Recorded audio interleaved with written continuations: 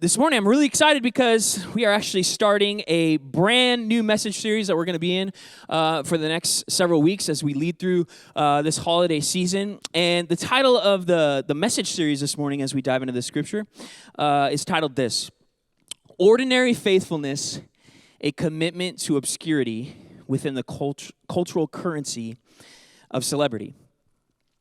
A commitment to obscurity within the cultural currency of celebrity. Can I make a just honest personal confession this morning? Is that okay with everybody? We've been through the past 18 months. Callie and I had the opportunity to be installed as the lead pastors of this church. So we've been here for 18 months and served in different capacities in previous years. But I just got to be honest, like these past 18 months for me have literally been probably the most difficult season of my life. It was interesting because if you were here last week, Dr. Dennis Easter talked about going through these seasons where you're ghosted by God and struggling to understand what God is doing. But usually that kind of highlights this idea that God is doing something deep. And I believe even for me in this season, like God has been doing something so immensely deep when it comes to leadership challenges, difficulties. There's a sense of familiarity for Callie and I when it comes to this amazing church family in our previous iteration on staff and now leading into this season with COVID and challenges. Like, all of it for me, it's been deep. It's been deep for me. And I think the hard thing about depth is it sometimes feels like a downer. Deep, right? It's messy. And at times it feels literally out of control. It's not shiny. And I think the honest truth is depth is not always celebrated. And there's this lie, I think, for me that I've been working through, that I've been believing. Because I think sometimes we can believe in a lie when it comes to seasons of life, right? Where it's like, well, what are we choosing to celebrate? I feel like I've been living under the lie and this immense pressure and almost like a guilt that can be put on our lives when it comes to what we choose to believe is celebrated. There's different layers, I think, in our lives for Callie and I in this season, but just even speaking about church leadership, right? I put that hat on for us this morning. It's like, the typical metrics for church. We've talked about this before, but, butts, budgets, and building, right? How many butts do we got in the seats, right? How much money's in the bank? What's your building like? Is it impressive? And it's just even one of the categories I think we're working through is the people and the pain in this season and the difficulty of knowing that even having familiarity of transition, people who are a part of MCC that are no longer here. Man, it's been difficult. Man, the budgets, the financial stress coming out of COVID alone, just getting honest with our budget. And we share our numbers, it seems like every season, every 4 months. And man, we've just been playing catch up with the reality of COVID and coming out of COVID. And man, the amount of stress is just like, whoa, man, it's been difficult. Our building and the stewardship of this amazing facility, and having a comparison for me personally and a little bit of a different perspective of knowing and understanding the sense of how ministry flowed throughout the way we thought about our space and the way that's changed. It's been so difficult. But I've been having to kind of just trade this lie for truth. That maybe the scorecard of the things that we celebrate sometimes is a little off, right? Because here's what I believe, and this is where we're going in this series, is Jesus actually, he celebrates ordinary faithfulness. And his life is actually this testament to this idea. I read this quote by C.S. Lewis this week. It'll be up on the screen. And I feel like it just kind of brought me back to once again, like, what's the point here? What are we going after, right? And I love what C.S. Lewis, he says this. He goes, the church exists for nothing else but to draw men into Christ, to make them little Christs. If they're not doing that, all the cathedrals, the clergy, the missions, the sermons, even the Bible itself are simply a waste of time. God became man for no other purpose It is even doubtful, whether the whole universe was created for any other purpose. It's like, whoa, man. It comes from the book Mere Christianity. If you ever read that, it's a mind blow, right? And I was just thinking about this idea, and sometimes in leadership circles, we often talk about the idea when it comes to the totality of life of kind of this analogy of the iceberg. So we have a picture of an iceberg up on the screen, and many of us know this, right? Like an iceberg, talking about this with leadership and with life in general, it's like, well, you have the tip of the iceberg that sits above the surface, but the majority of the mass sits below the surface. I love a couple of our life groups are going through the book Emotionally Healthy Spirituality by Pete Scazzaro, and I love it. Even on the front cover of this book, it's like there's the iceberg, right? Because there's a depth to our lives that are oftentimes unseen. There's more than meets the eye. Most people don't see our inner life, right? Which makes up the majority of what people actually experience and see. And it's interesting, Arctic scientists, right? It's like, this is what they've said, like 1/8 to 1/10 of an iceberg's mass is actually visible above the surface. Essentially making them practically indestructible because of the reality of the mass that sits below the surface. And I love this idea, which we've been thinking through in this season, is Jesus and his message, but also his methods in conjunction. And in my experience, like, the things that Jesus taught obviously have this timeless and transcendent value, right? But equally as important, I believe, is the way that in which Jesus chose to live his life. Time and time again, I just get reminded about how intentional Jesus was in the observation of his life, in the way that he lived, in the way that he stewarded his time, in the way that he thought about life. And it's interesting because when we look at Jesus, representative of God in the flesh, God himself in the flesh, the majority of his life is actually just unrecorded. The totality of Jesus' life and the way that we know it and the way that we observe it is actually representative of this iceberg, where 10% of it really is above the surface for us to know and understand and to observe based on eyewitness accounts, but literally 90% of it is below the surface. And this is where we're going in this series. And here's a series big idea that'll be up on the screen. It says, as arguably the most famous person to ever live, over 90% of Jesus' life was spent in the unseen, dismantling our appetite and belief that impactful change occurs most often in large-scale positions of power and authority. Seasons give us this different flow and this different change in our life. And for some of you in the room, maybe you're in a new season. Or maybe in a previous iteration of your life, you were a person that was kind of more sought out. And now it feels like you're a person that's kind of more left out. Maybe you're a person that was consulted for specific things. And now it feels like you're unconsidered. Maybe you're a person that was often celebrated. And now it feels like you're in a season where it's more about celebrating other people. And this morning, I feel like the Lord, as we just kind of unpack this idea, specifically, I've titled the message for this morning, and I hope and pray it's an encouragement for you, is this. The title of this morning, Unseen is not unimportant. Unseen is not unimportant. Some fast facts on Jesus' life. This is fascinating to me. I love the Bible. I love to study the Bible. I love to understand who Jesus was. Once again, not only the message, but the methods of his life. And in the gospel accounts, we have 4 eyewitness accounts in our Bible of Jesus' life. 89 total chapters, right? And only 4 out of the 89 total chapters in these accounts of Jesus' life offer any info on his life before his big public ministry that we know about oftentimes.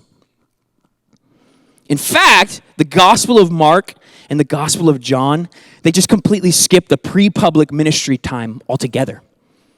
They don't even mention it. 2 out of the 4 gospel writers. No mention of anything before his actual public ministry that was up front. It's interesting, as you look at the other 2 gospels that do make observations, it's interesting to see this kind of flow of Jesus' life And what we do know about his life up to this kind of more public leadership position. We know that in Matthew and Luke, they observed that Jesus was born in Bethlehem in a stinky animal pen. That's what we call Christmas, right? And there's this moment, and then it's interesting because this moment then is followed by hidden days that we don't know about. And then the narrative picks back up after these hidden days. And then we have Jesus being circumcised in the temple on the 8th day according to a Jewish ritual. So these days were hidden, then we lead to this moment. And then we actually have hidden months that we don't know anything about Jesus' life. And after those months, as Matthew and Luke observe, before turning 2 years old, Jesus receives a visit from Eastern wise men. And then after these months, we have years that there's a gap in the story, right? And there's these hidden years that we know nothing about. And then we do know that at the age of 12, the narrative picks back up. And we know that Jesus got into trouble for staying in the temple and listening and asking questions when he was really supposed to be with his parents. And their family headed back home. And then this moment is followed by nearly 2 hidden decades of not knowing and understanding what happened in Jesus' life. It's actually 18 years to be exact. And that is this moment where the public ministry of Jesus began in the Jordan River. It's at a camel hair-wearing, locust and wild honey-eating, non-shower-taking guy's baptism service, also known as John the Baptist. A weird character. I like him, though. And it's interesting because this is the moment that all 4 of those writers, right? 89 chapters, these 4 gospel writers, this is the moment all 4 of the writers, the eyewitness accounts, they acknowledge this moment, right? They acknowledge Jesus' public ministry beginning with words from this bug-eating, unlikely messenger guy. So we're going to look at a couple of these accounts. And first, with Luke chapter 3, verse 15 through 17, it says this in the Gospel of Luke. It says, the people were waiting expectantly and were all wondering in their hearts if John might possibly be the Messiah. John answered them, I baptize you with water, but one who is more powerful than I will come, the straps of whose sandals I am not worthy to untie. He will baptize you with the Holy Spirit and fire. His winnowing fork is in his hand to clear his floor and go to and to gather the wheat into his barn. But he will burn up the chaff with unquenchable fire. So here we have this moment where it's like, Jesus is coming. He's going to step on the scene. He's going to do some big stuff, right? And once again, in John's gospel, let's look at this account, this moment. It says in chapter 1 of John's gospel, the next day John saw Jesus coming toward him and said, look, the Lamb of God who takes away the sin of the world. This is the one I meant when I said, a man who comes after me has surpassed me because he was before me. I myself did not know him, but the reason I came baptizing with water was that he might be revealed to Israel. This is fascinating because here we are, a couple of examples, right? We're reading from chapter 3 of Luke's gospel. We're reading in chapter 2 of John's eyewitness account of Jesus' life. These pronouncements can also be found in chapter 3 of Matthew's gospel. We didn't look at that. It's found in chapter 3 of that gospel, that eyewitness account. And then in chapter 1 of Mark's account. But we know this. This is actually not chapter 1, 2, and 3 of Jesus' actual life. This is actually around chapter 30, so to speak, if we're thinking about a yearly scale of his age.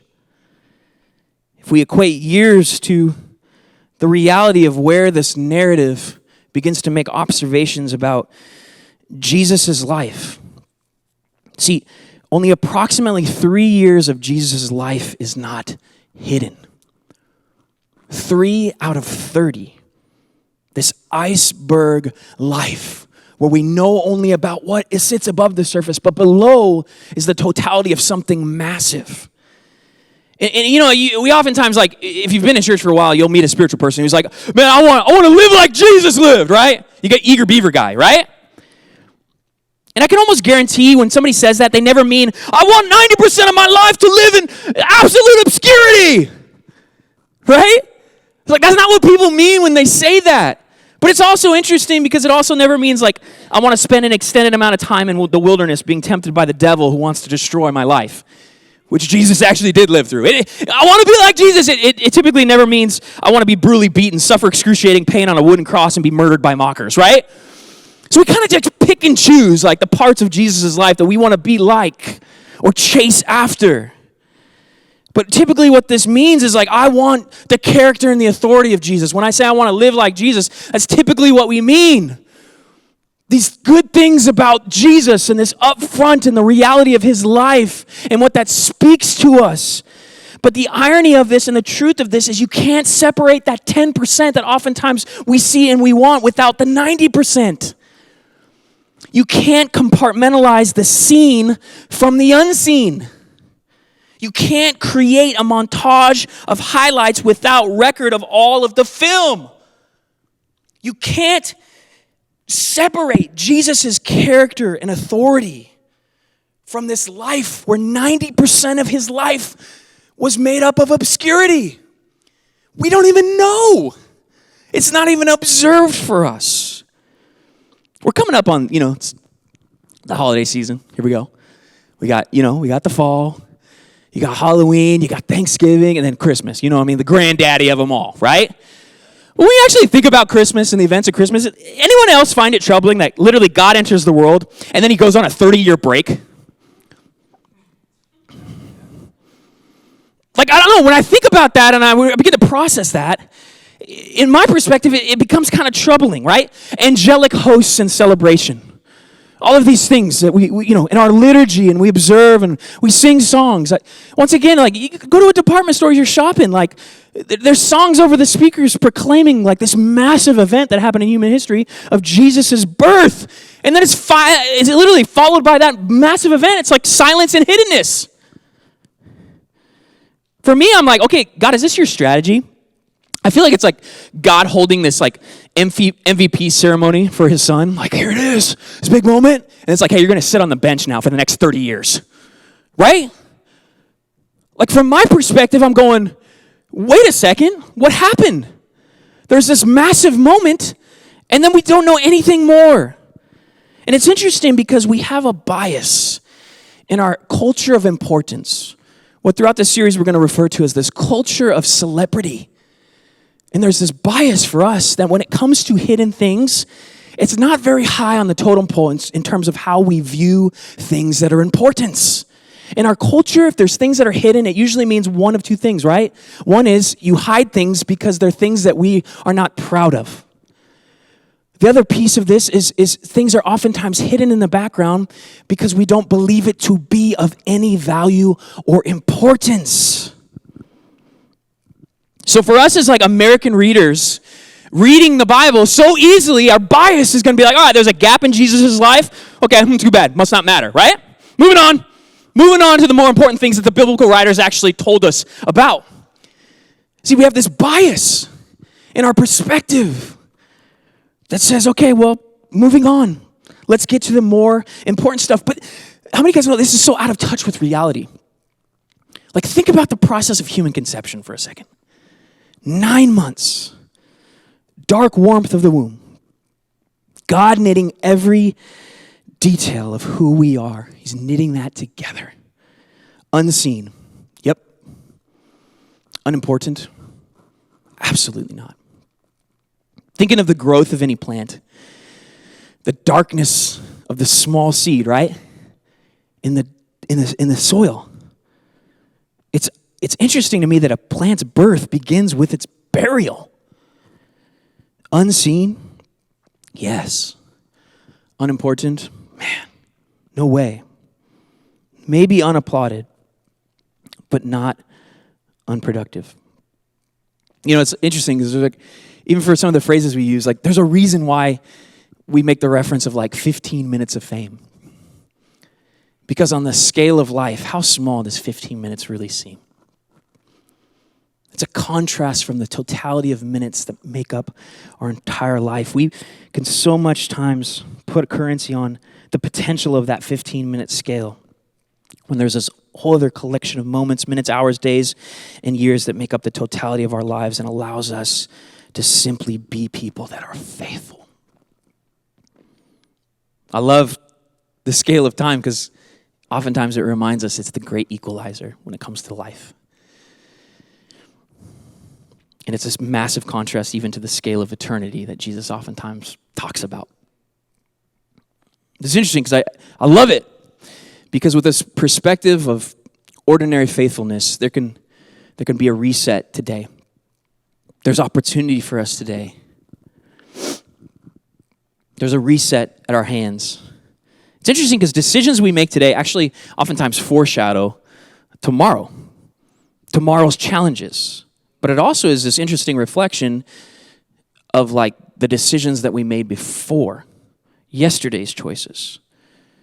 It's interesting when you think about even life's trials, like trials that face us, things that become difficult. They oftentimes tell us more about the past than they do about the future. Decisions we make today in difficult places are more of a reflection of decisions we've made in the unseen places of yesterday. The decisions before that we've made oftentimes lead us to the moments and the decisions that we currently make. Just thinking about year 30 Jesus and what we know about his life. See, year 30 Jesus is not behaving like year 30 Jesus without years 1 through 29. There's this massive point of his life. So for each and every one of us, right? We have a remainder of today, the remainder of this week, the remainder of this year, this lifetime that will be overwhelmed by moments that we can so often categorize as unseen. Unseen is not unimportant. Here's what I believe. I believe it's actually where deep spiritual things are incubated in our lives. And it's interesting because when we witness Jesus to others, right, the tip of the iceberg, what oftentimes can be revealed is either the fact that we've been connected to him, his love, his goodness, or we might be lifting something above the surface that makes a more honest revelation of whether our faith is actually real, legitimate. It's the 90% that makes up the 10% in terms of what we see and what we experience. As we close today, I want to hit us with that series Big Idea. One more time. It'll be up on the screen for us. It says, as arguably the most famous person to ever live, over 90% of Jesus' life was spent in the unseen, dismantling our appetite and belief that impactful change occurs most often in large-scale positions of power and authority. And I want to encourage you, alongside, I feel like this season for me, would you trade the lie with me today? And kind of relieving yourself from this like immense pressure, crushing pressure and guilt of sometimes a scorecard of guilt, a scorecard of success in our life, other than the holiness that's simply just found in ordinary faithfulness. I believe we can embrace obscurity in the way that we see it in Jesus' life today and where we're going to be going in this series over the next several weeks. So I want to invite the worship team up, and we're going to go into a time of reflection, which we always do as we conclude. And we have this time to sit, observe, and to listen. And recently we've been using this definition of a disciple that we've been playing with. What does a disciple mean to us at MCC? Like, well, that's a very churchy word. As we talked about, a shorthand definition is heart, mind, feet, repeat. That Jesus impacts every level from our heart to our mind to our feet, and we repeat that. And this time as we reflect and we spend these next several moments, I have a couple questions that'll be up on the screen. The questions are this, is what is the Spirit prompting you with today? And what are you going to do about it? And sometimes we talk about that as an I will statement, as a way to make a commitment forward today. And I love that question because it assumes that God's working at every level in our life. People affected by our heart, that we're people of his love, that we're impacted by our mind. Maybe there's something that was stimulated today and thinking about the totality of Jesus' life and the irony that 90% of it sits below the surface, right? But feet, I love that question of feet. Heart, mind, feet. What are we going to do about it? Man, how do we take action out of maybe what God is uniquely doing in you this morning? And then we continue to be people that repeat that over and over again. So we're going to spend next several minutes just in a time of just reflection over those questions up on the screen and really just reflect on maybe what God is doing in us this morning as we continue. So let me pray us in, and then we will conclude. Lord Jesus, thank you for your grace, your goodness. Thank you for your faithfulness in seasons.